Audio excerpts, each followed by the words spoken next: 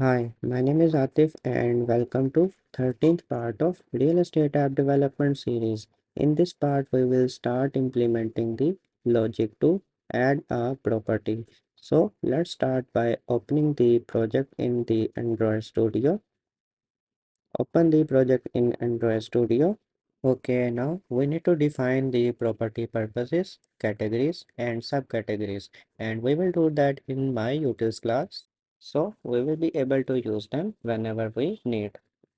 Okay, now let's start by defining the property purposes, constant, value, property purpose,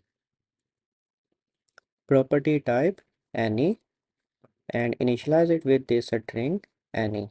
Similarly, we will create another constant, constant, value, property type, self,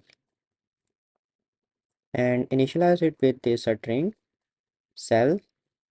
And in the last we need to create another constant, constant value property type rent, and make sure to initialize it with the string rent. So far we have defined the property purposes. Now we need to define the property categories, which will be of type array of string. Value property types equal to array of, and available categories will be homes, plots, and commercial. After that, we need to define the property subcategories, which will also of type array of string. Value, property type,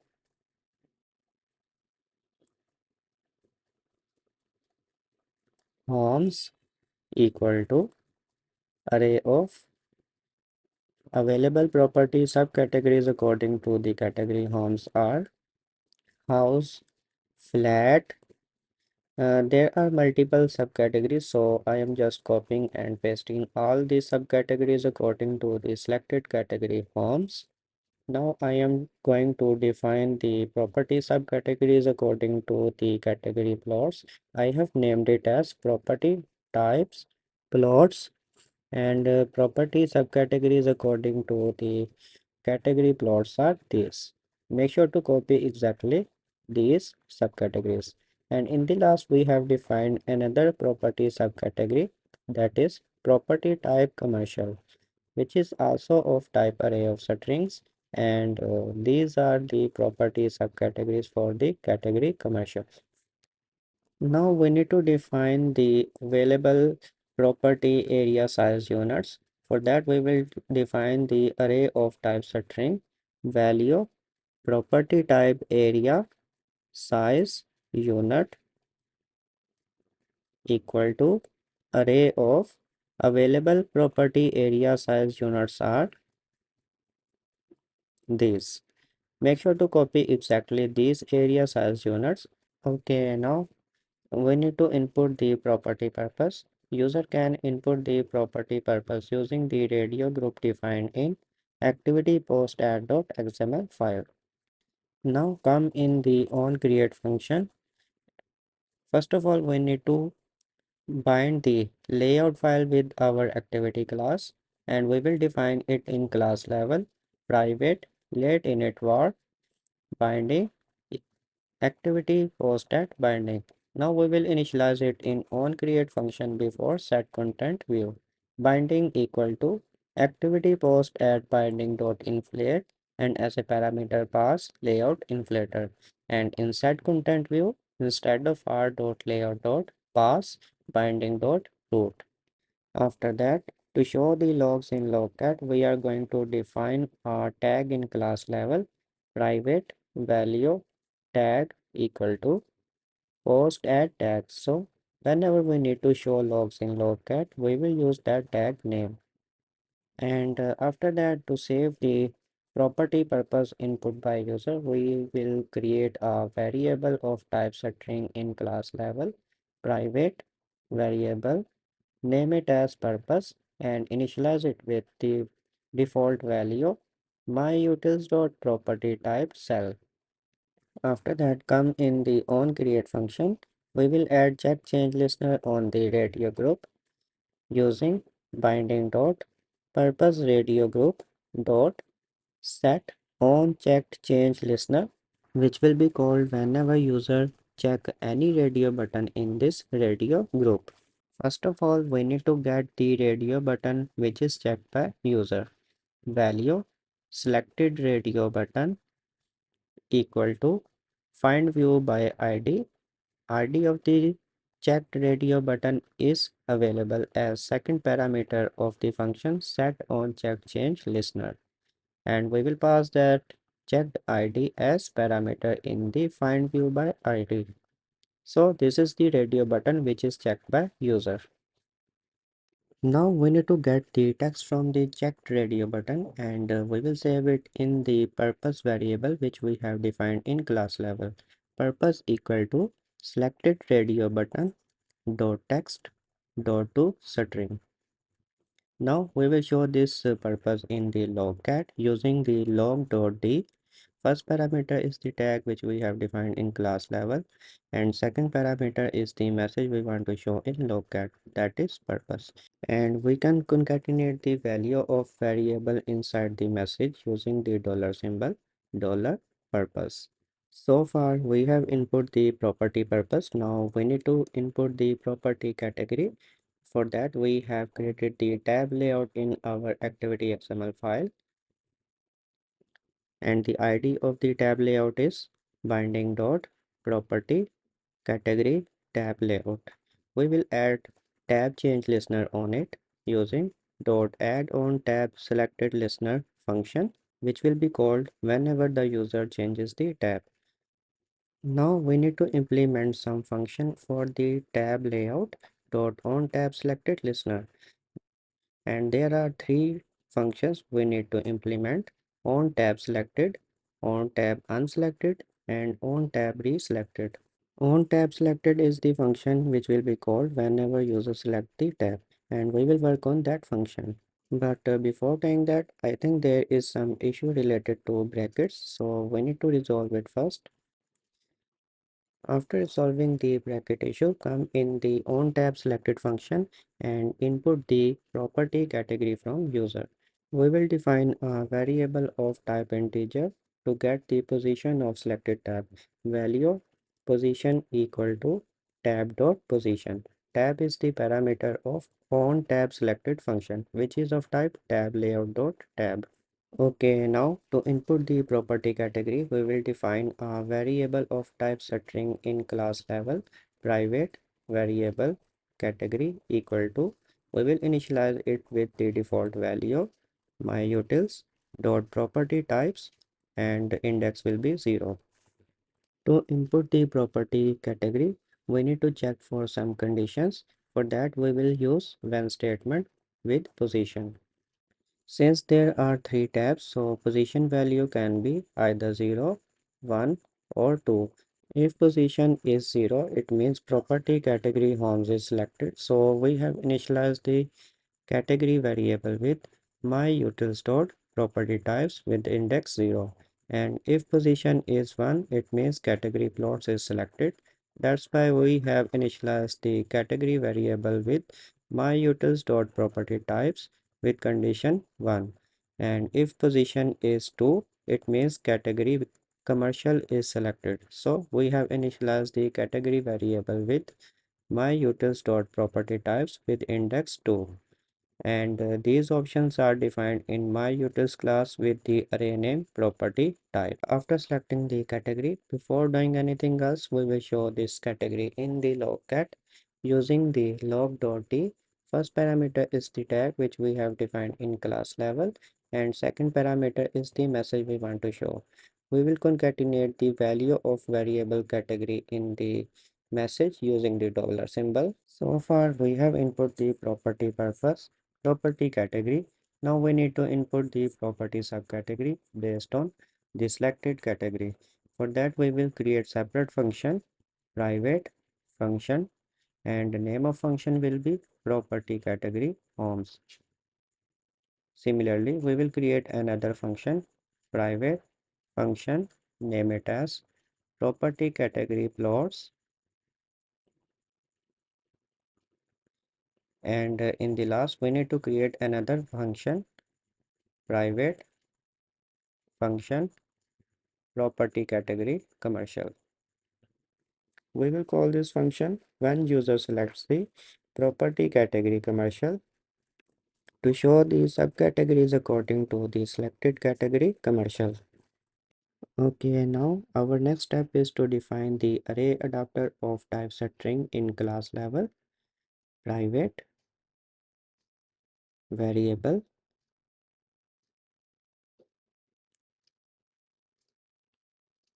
and name it as adapter property subcategory, which will be of type array adapter string.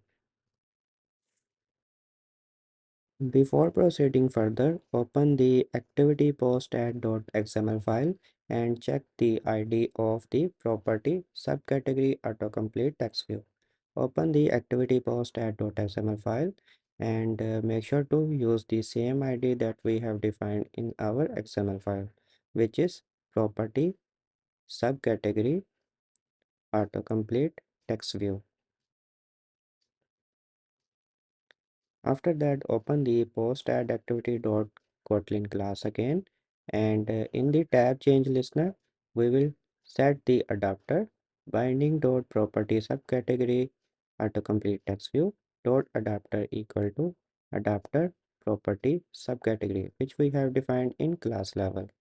Instead of dot adapter, we need to use dot set adapter and pass the adapter property subcategory as parameter inside this. Now we need to call the functions. If the category is homes, then we will call the function property category homes. And in case of property category plots, we will call the function property category plots. And in case of property category commercial, we will call the function property category commercial. Now come in the function property category homes. Before doing anything else, we need to show some input fields which might be hidden in case of other categories. Binding dot floors text input layout dot visibility equal to view dot visible. Similarly, we will show the input field, that is bedrooms text input layout, and in the last we also need to show the bathrooms text input layout. After that, we will set the subcategories to our adapter according to the category homes. Adapter property subcategory equal to array adapter. First parameter is the context, which is this, and second parameter is the layout. Android dot r dot layout dot simple list item 1. We are using the default layout for our adapter, and as a third parameter we need to pass the array, that is myutils dot property types homes. Now we need to set this adapter to the property subcategory autocomplete text view.